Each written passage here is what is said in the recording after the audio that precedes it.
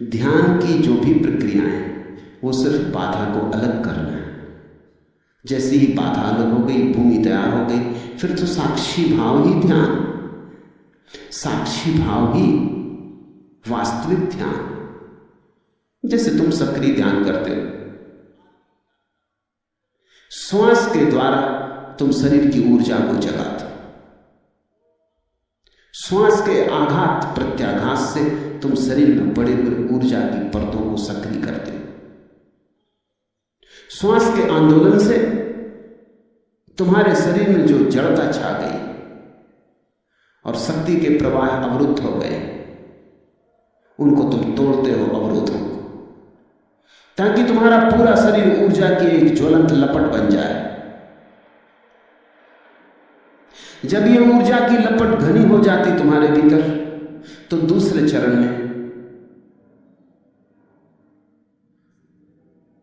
तुम रेचन करते हो, क्योंकि जैसे ही ऊर्जा प्रवाहित होनी शुरू होती, जो जो ऊर्जा के बीच में बाधा बन रहा है उसे फेंकने की जरूरत आ जाती है, उसे अपने से बाहर फेंकना जरूरी है। तो रेचन करते हो। रेचन घास पात उखाड़ना है।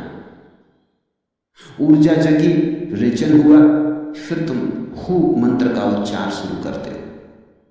अब शरीर तैयार है, शरीर की बाधाएं हट गई, अब मन पर चोट की जा सकती है। अब मन सोया है, उसको भी सक्रिय किया जा सकता है। हु ध्वनि का उपयोग किया जा सकता है। तुम अपने भीतर ध्वनि तरंगें पैदा करते हो, क्योंकि मन ध्वनि का ही एक रूप है, विचार ध्वनि का ही एक रूप है। ध्वनि की तरंगों से तुम विचारों को फेंकते हो, मन को सक्रिय करते हो। फिर चौथे चरण में तुम शांत मूर्तिवत खड़े रह जाते हो। 3 चरण केवल तैयारी थे, चौथे चरण में तुम साक्षी मात्र रह जाते हो।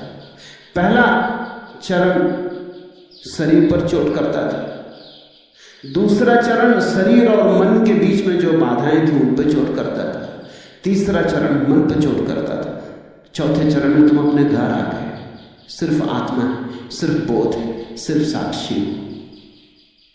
ये 4 चरण ध्यान के, और 5वां चरण तो उत्सव, वो जो साक्षी क्षण भर को जगा, जरा सी देर को झरोखा खोला, दूर आकाश दिखा, बादल दिखा, चांद तारे दिखे, जरा क्षण भर को सौंदर्य की वर्षा हुई, तो उसके लिए धन्यवाद दोगे ना?